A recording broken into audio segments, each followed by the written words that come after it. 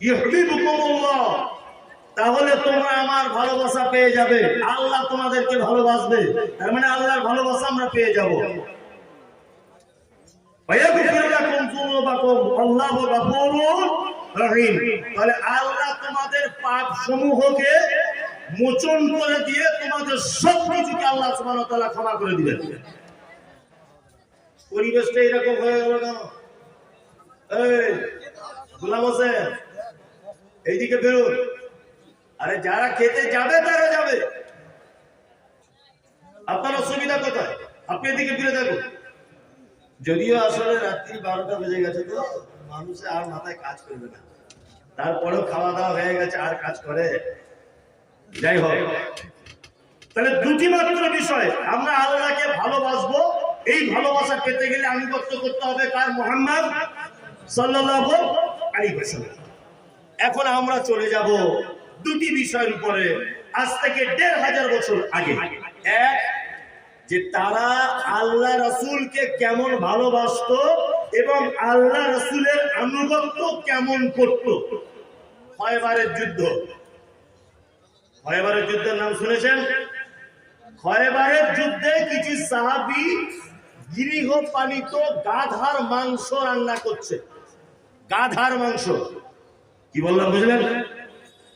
একজন সাহাবী দেখতে পেলেন যে এরা গাধার মাংস রান্না করছে। তা ওই সাহাবীটি আল্লাহ রাসূলকে এসে বলছেন, আল্লাহ রাসূল, দেখলাম ডেকচিতে করে অন্যান্য সাহাবীরা গাধার মাংস রান্না করছে। আল্লাহ রাসূল সাল্লাল্লাহু আলাইহি ওয়াসাল্লাম বলছেন, এই গৃহপালিত গাধার গোশত তোমাদের জন্য নিষিদ্ধ। এই কথা যখনই আল্লাহ রাসূল বলেছেন, আর এই সাহাবীটি শুনে ওদেরকে যখন বলেছে, তখন তারা গোশত তো দূরের কথা, হাঁড়ি সহ ছুঁড়ে ফেলে দিয়েছে। যে আল্লাহ রাসূল মানা করেছেন গাধার গোশত খেতে, আর আমরা গাধার গোশত রান্না করছি, চল ছুঁড়ে ফেলে দাও। গোশত তো ছুঁড়ে ফেলে দিল, হাঁড়ি পর্যন্ত ছুঁড়ে ফেলে দিল। আজকে মনে হয় আপনার বয়স 50 বছর। 50 বছর থেকে মুহাম্মদ সাল্লাল্লাহু আলাইহি ওয়াসাল্লামের অসংখ্য হাদিস আপনার সামনে পেশ করা হচ্ছে, হচ্ছে না? তারপরেও আপনি মানতে পারছি, আমরা আনুগত্য করতে পারছি। সাহাবীদের আনুগত্য কি? হযরত আবু বকর সিদ্দিক রাদিয়াল্লাহু তাআলা আনহু কোন এক সফরে তিনি গেছেন, হযরত ওমর রয়েছেন সাথে। হযরত ওমর বলছেন, আমি দেখতে পেলাম হযরত আবু বকরকে হঠাৎ করে তিনি রাস্তার মাঝখানে একটা গাছের তলাতে বসে গেলেন। হঠাৎ করে হযরত ওমর বলছেন, আবু বকর ভাই, হঠাৎ আপনি বসে গেলেন কেন?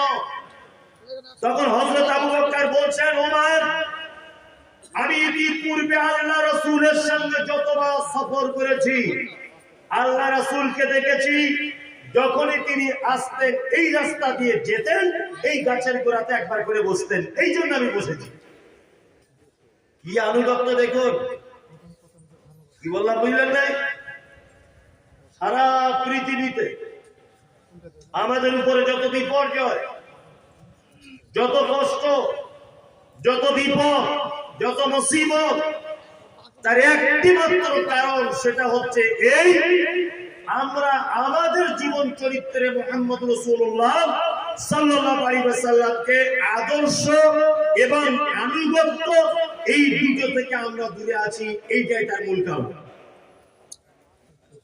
কারণ আল্লাহ নবী সাল্লাল্লাহু আলাইহি ওয়াসাল্লাম বলছেন, তারাক্তু ফীকুম আমরাইন, অতদিন মানুষ ভালোভাবে থাকবে, অতদিন মানুষ কল্যাণে থাকবে, যতদিন মানুষ দুটি জিনিসকে আঁকড়ে ধরে থাকবে। কি? এক, কিতাবুল্লাহ, আল্লাহর কিতাব আল কোরআন, আর সুন্নতে নববী মুহাম্মদ সাল্লাল্লাহু আলাইহি ওয়াসাল্লামের সুন্নাত। এই দুটো আনুগত্যের বাইরে যখন একটা মানুষ চলে যাবে, সারা পৃথিবীর যত রকমের অত্যাচার, অনাচার, অবিচার, জুলুম তার উপরে চলে আসবে। আসবে না? সাহাবীগণ আল্লাহ রাসূল সাল্লাল্লাহু আলাইহি ওয়াসাল্লামকে কত ভালোবাসতেন। আল্লাহু আকবার। আমরা সে ভালোবাসি? আমরা সে ভালোবাসি না। আমাদের ভালোবাসা অনেকটা ঠিক এইরকম। এলাকায় যখন কোন নেতা ভোটে জিতেছেন, তখন আপনি গিয়ে কি বলেন? আপনি গিয়ে তার বাড়িতে বলেন, বাবু আপনার জেতার পিছনে যে আমার কি অবদান আছে কি বলবো। যদি হেরেছে তার বলতো না, যে জিতেছে ও বলছে তোমার যখন এত অবদান, তাহলে তোমার সুযোগ সুবিধা যা কিছু আছে আমার পক্ষ থেকে পাবে, অসুবিধা কিছু নেই। আমরা অন্য কিছু মানি আর না মানি, আমাদের বর্তমানে কয়েকটি শূন্যত আছে, আমরা খুব বেশি মেনে চলি, খুব বেশি মানি। আর কিছু কিছু জিনিস আছে তার ধারে পাশে আমরা যেতে চাই না। অথচ আল্লাহ নবী সাল্লাল্লাহু আলাইহি ওয়াসাল্লামকে সাহাবায়ে কেরামগণ এত ভালোবাসতেন, তার একটা দৃষ্টান্ত পেশ করছে। এই দেখুন ভালোবাসা কাকে বলে। বদরের যুদ্ধ হয়েছে কত হিজরিতে বললাম? 11। কত হিজরিতে? 2 হিজরিতে। কত? 2 হিজরিতে যুদ্ধ চলছে, তুমুল গতিতে যুদ্ধ চলছে, বদরের যুদ্ধ। আল্লাহ রাসূলের একজন সাহাবী, তার নাম আব্দুর রহমান ইবনে আউফ, তিনি বলছেন যে আমি বদরের এক সাইডে একটা গাছের দিকে দাঁড়িয়ে আছি, দুটি বাচ্চা ছেলেকে দেখলাম, মুআজ ইবনে আমর আর মুআজ ইবনে আফরা, দুটো বাচ্চা ছেলেকে দেখছি। তারা যুদ্ধের ময়দানে এমন করে তাকাচ্ছে, এমন করে আইটেম করছে, মনে হচ্ছে আমার দিকে চলে আসবে, মারবে আমাকে। আব্দুর রহমান ইবনে আউফ বলছে, তার ভিতরে একটা ছেলে আস্তে আস্তে করে হেঁটে আব্দুর রহমান ইবনে আউফের কাছে এসে বলছেন, হে আল্লাহর রাসূলের সাহাবী, বলো তো আবু জেহেল কে? তখন আব্দুর রহমান ইবনে আউফ বলছে, ওরে বাবা, তোমরা এইটুকু বয়সে আবু জেহেলকে খুঁজছো? আবু জেহেল তোমাদের দেখতে পেলে তোমাদের চামড়া তুলে দিবে। আবু জেহেলের ভয়ে সারা বদরের মাঠ থরথর করে কাঁপছে, আর তোমরা দুজন বাচ্চা ছেলে আবু জেহেলকে খুঁজছো? জানো কি আবু জেহেল? তখন একটা বাচ্চা ছেলে বলছেন, চাচা আবু জেহেলকে চিনি না। আবু জেহেলকে খুঁজছি কেন জানেন? বলছে কেন? বলছে আবু জেহেল শুনেছি আল্লাহর নবীকে নাকি গালাগালি করে, আল্লাহর নবীকে নাকি কষ্ট দেয়, যার মৃত্যু আগে লেখা আছে সে মরবে আগে। আপনি শুধু একবার বলুন আবু জেহেল কোন দিকে আছে। আব্দুর রহমান ইবনে আউফ বলছেন, ওই দেখো আবু জেহেল দাঁড়িয়ে আছে। আব্দুর রহমান ইবনে আউফ বলছেন, একজন শিকারী, সে যেমন তার ধনুক নিয়ে তার শিকারের দিকে এক নজরে যেমন তাকিয়ে থাকে, আমি দুটি ছেলেকে দেখতে পেলাম আবু জেহেলের দিকে এক দৃষ্টিতে দেখছে, দেখতে পেলেই তাকে শেষ করে দিব। বীর বিক্রমের মতো আসছেন কে? আবু জেহেল ঘোড়ার পিঠে উঠে। একজন ছেলে বলছেন, আবু জেহেল ঘোড়ার পিছনে উপরে, তার গর্দানে মারতে পারবো না, তার শরীরে মারতে পারবো না, আমি খুব ছোট। আল্লাহ রাসূল আমার তলোয়ারটা নিয়ে তার পায়ে এত জোরে আঘাত করেছি, বাদামের খোলা ছাড়ালে যেমন বাদাম বার হয়ে যায়, কোন জিনিসের খোলা ছাড়ালে যেমন তার বীজ বার হয়ে যায়, আল্লাহ রাসূল আবু জেহেলের পায়ে এত জোরে আঘাত করে দিয়েছি যে তার হাঁটু থেকে পাটা খুলে পড়ে গেল। তার পা খুলে যাওয়ার পরে তারপরে আবু জেহেলের ব্যাটা কোথায় ছিল, ও এসে আমার বাম হাতে আঘাত করলো, আমার বাম হাতে আঘাত করলো, হাতটা কেটে পড়ে গেল, একটুখানি লেগে ঝুলছে। আল্লাহ রাসূল এই হাতটা আমার যুদ্ধ করতে বাধা দিচ্ছিল, ওই জন্য আবু জেহেল যখন ঘোড়া থেকে পড়ে গেল, আমার হাতের উপরে পাটা এরকম চাপ দিয়ে পাটাকে ছিঁড়ে দিয়ে আবু জেহেলের উপরে এমন করে তলোয়ার চালাতে লাগলাম যে আবু জেহেল পৃথিবীর মাটি থেকে চিরবিদায় হয়ে চলে গেল। দুটি বাচ্চা ছেলে, কে? বাচ্চা ছেলে নবীকে গালাগালি করবে আর তুমি বেঁচে থাকবে পৃথিবীতে? অসম্ভব ব্যাপার। এর নাম মুহাব্বতে রাসূল আর সাহাবীদের আনুগত্য, আর আমাদের বর্তমানে আনুগত্য। আল্লাহু আকবার। কতদিন ধরে হুজুর ওয়াজ করছে, দাড়িটা রাখো না ভাই, দাড়ি রাখো। মনীষা রাখতে ইচ্ছে হয়, কি করি বলুন তো দেখি, বুঝতে পারছি না, চুলকায়, ঘাম হয়, বিরক্ত লাগে, বুঝে কি বলছে না।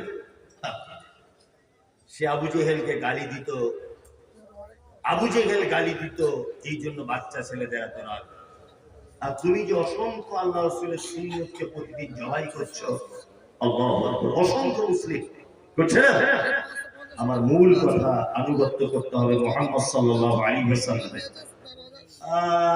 মানুষ তো চলেই গেল, বাবুপুরে তো এরকম হয় না, কি জানি আজকে খাওয়া বেশি হয়ে দিয়েছে নাকি মাদারি সাহেবকে।